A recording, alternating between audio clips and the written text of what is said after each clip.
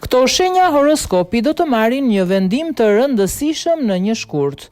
Në një shkurt, afërsisht në orën 23:10, hëna plot e dytë e vitit, e njohur tradicionalisht si hëna e borës, do të ndriçojë qiellin, veçanërisht në shenjën krenare dhe të zjarrt të luanit, duke ndikuar fuqishëm në këto tre shenja të zodiakut. Energjia e saj ndihet në ditët që i paraprin dhe zgjat deri ditën tjetër. Prandaj, nuk është për t'u habitur që kjo ngjarje astrologjike zgjon emocione të forta dhe na motivon të veprojmë. Ndërsa Venusi, Mërkuri dhe Dielli në ujor na shtyn të planifikojmë, të mendojmë dhe distancohemi, hëna e plot në luan na bën thirrje që më në fund të ndërmarrim veprime. Guximi, vetbesimi dhe nevoja për t'u parë janë në qendër të vëmendjes dhe për tre shenja kjo hën shënon një pikthese të rëndësishme në jetën e tyre. Hëna e plot e shkurtit, tre shenja të zodiakut të thirrura për të marrë vendime të guximshme. Dashi.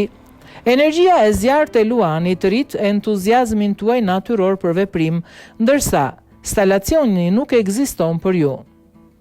Tani është koha e dur për të ndërmarrë një hap të rëndësishëm, edhe nëse nuk është planifikuar në mënyrë të përsosur, mund t'i thoni po një mundësie në punë ose jo diçkaje që ju kufizon. Motoja dashit është më mirë i guximshëm se sa i rehatshëm, duke marrë parasysh se energjia e hënës së plot ju mbështet.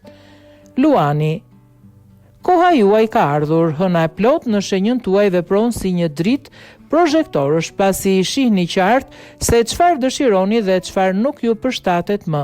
Në vitin 2026 nuk fshiheni pas pritjeve apo idealeve, por ndiqni rrugën tuaj, qoftë një punë, një marrëdhënie apo një qëllim personal.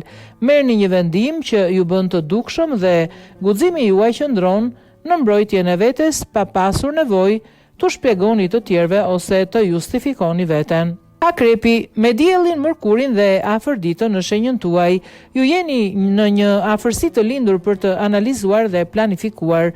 Megjithatë, hëna e plot në luan ju bën thirrje që t'i lini emocionet tuaja të dalin në sipërfaqe dhe më pas të ndërmerrni veprime. Ju merrni një vendim që mund të mos jetë plotësisht logjik, por është absolutisht i vërtet. Mund të nënkuptoj, të tregoni hapur se si ndiheni ose të zgjidhni një rrugë që nuk shpjegohet lehtë, por që ju bën të ndiheni mirë.